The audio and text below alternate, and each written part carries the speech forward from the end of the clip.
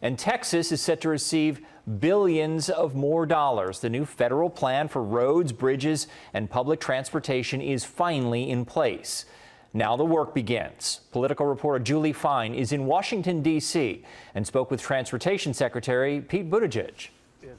It's such an exciting time to be working in transportation. With the transportation package now in place, the work begins. Texas stands to receive more than $27 billion for roads, highways, and bridges. Part of what you're going to see is an expansion of programs that already exist. Remember, we've got dollars that we use to support, for example, road building in Texas every year.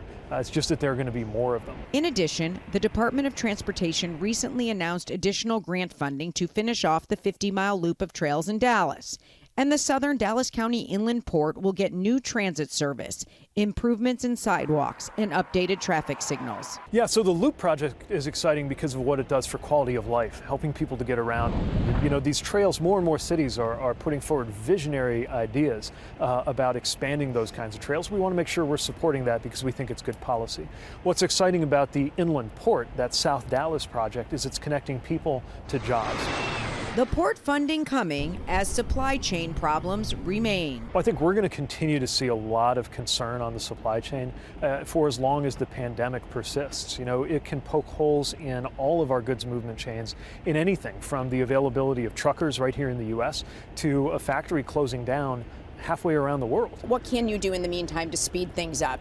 Well, some of the steps that we've taken are to increase 24/7 operations in ports and other facilities that didn't used to operate that way. We're also engaging the business community a lot. Like I said, these are mostly private sector activities, but we can help coordinate them. Secretary Buttigieg says the ways to fix the supply chain long term are to beat the pandemic and invest in public infrastructure that the supply chain relies on.